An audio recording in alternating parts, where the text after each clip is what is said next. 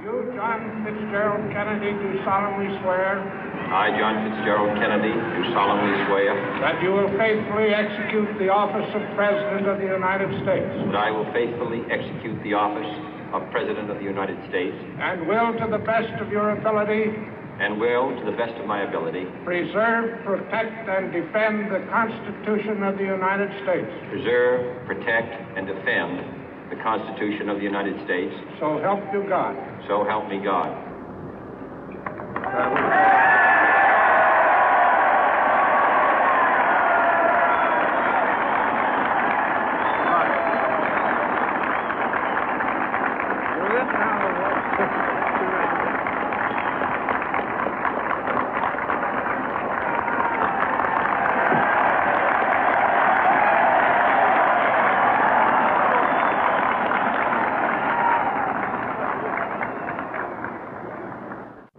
Vice President Johnson, Mr. Speaker, Mr. Chief Justice, President Eisenhower, Vice President Nixon, President Truman, Reverend clergy, fellow citizens. We observe today not a victory of party, but a celebration of freedom, symbolizing an end as well as a beginning, signifying renewal as well as change. For I have sworn before you and Almighty God the same solemn oath our forebears prescribed nearly a century and 3/4 ago. The world is very different now, for man holds in his mortal hands the power to abolish all forms of human poverty and all forms of human life. And yet the same revolutionary beliefs for which our forebears fought are still at issue around the globe. The belief that the rights of man come not from the generosity of the state, but from the hand of God. We dare not forget today that we are the heirs of that first revolution. Let the word go forth from this time and place to friend and foe alike that the torch has been passed to a new generation of Americans born in this century, tempered by war, disciplined by a hard and bitter peace, proud of our ancient heritage, and unwilling to witness or permit the slow undoing of those human rights to which this nation has always been committed and to which we are committed today at home and around the world.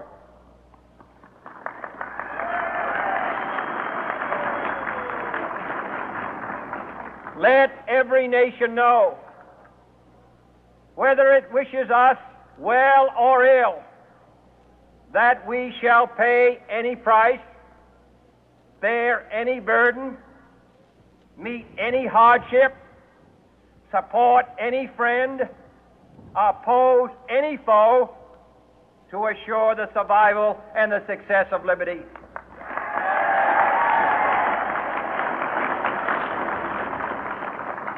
This much we pledge and more.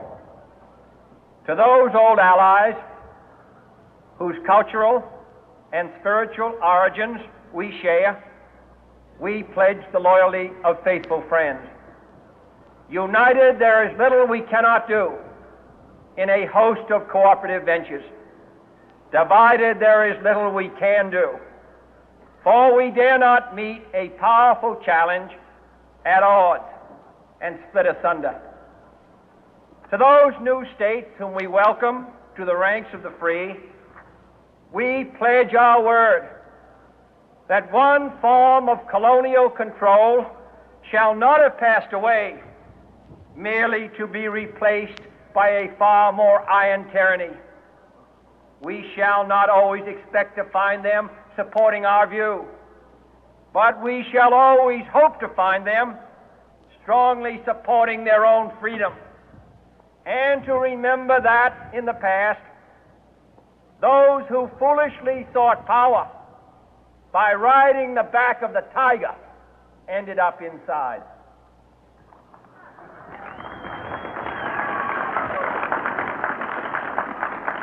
To those people in the huts and villages of half the globe struggling to break the bonds of mass misery, we pledge our best efforts to help them help themselves for whatever period is required, not because the communists may be doing it, not because we seek their votes, but because it is right. If a free society cannot help the many who are poor, it cannot save the few who are rich.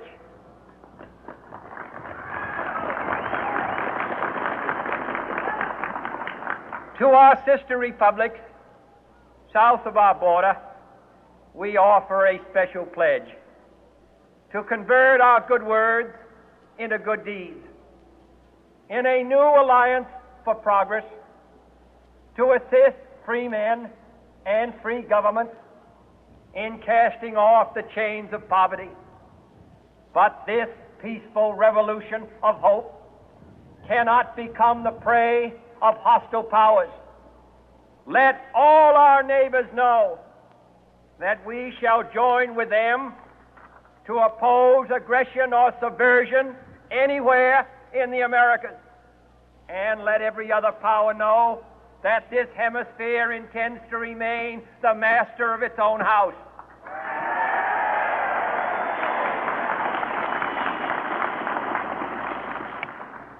To that World Assembly of Sovereign States, the United Nations, our last best hope, in an age where the instruments of war have far outpaced the instruments of peace, we renew our pledge of support to prevent it from becoming merely a forum for invective, to strengthen its shield of the new and the weak, and to enlarge the area in which its writ may run.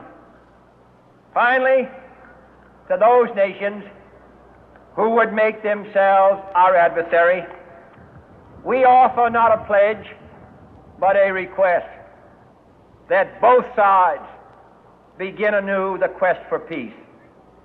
Before the dark powers of destruction, unleashed by science, engulf all humanity in planned or accidental self-destruction, we dare not tempt them with weakness, for only when our arms are sufficient beyond doubt can we be certain beyond doubt that they will never be employed.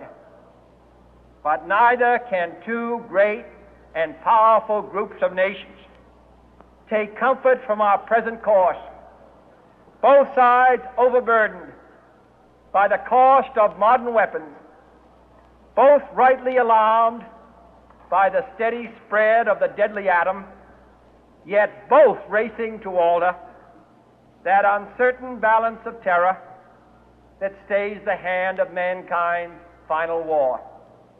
So let us begin anew, remembering on both sides that civility is not a sign of weakness, and sincerity is always subject to proof. Let us never negotiate out of fear, but let us never fear to negotiate.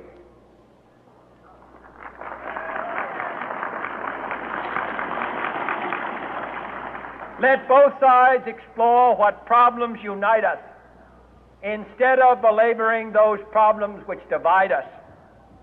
Let both sides, for the first time, formulate serious and precise proposals for the inspection and control of arms, and bring the absolute power to destroy other nations under the absolute control of all nations.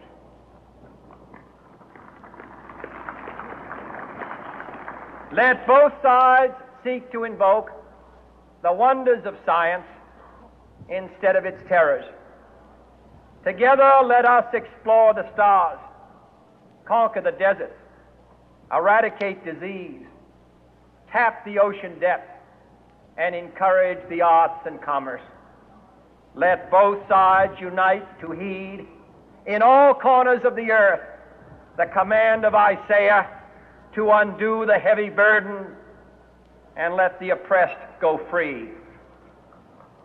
And if a beachhead of cooperation may push back the jungle of suspicion, let both sides join in creating a new endeavor, not a new balance of power, but a new world of law, where the strong are just and the weak secure and the peace preserved.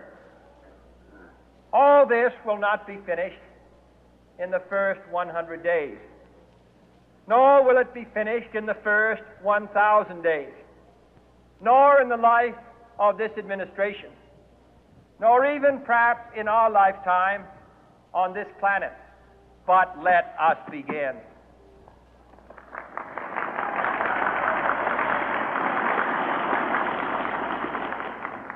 In your hands, my fellow citizens, more than mine, will rest the final success or failure of our course. Since this country was founded, each generation of Americans has been summoned to give testimony to its national loyalty. The graves of young Americans who answered the call to service surround the globe. Now the trumpet summons us again, not as a call to bear arms, though arms we need, not as a call to battle, though in battle we are, but a call to bear the burden of a long twilight struggle, year in and year out, rejoicing in hope, patient in tribulation, a struggle against the common enemies of man, tyranny, poverty, disease, and war itself. Can we forge against these enemies a grand and global alliance, north and south, east and west, that can assure a more fruitful life for all mankind? Will you join in that historic effort?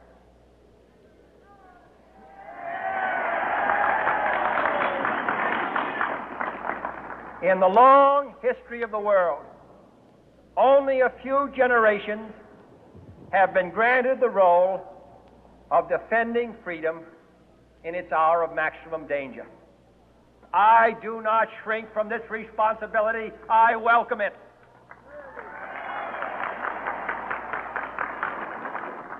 I do not believe that any of us would exchange places with any other people or any other generation.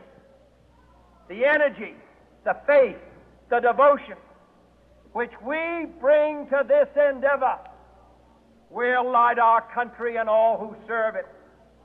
And the glow from that fire can truly light the world.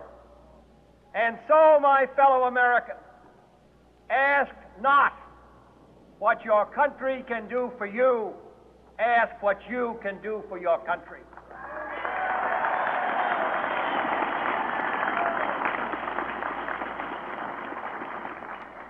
My fellow citizens of the world, ask not what America will do for you, but what together we can do for the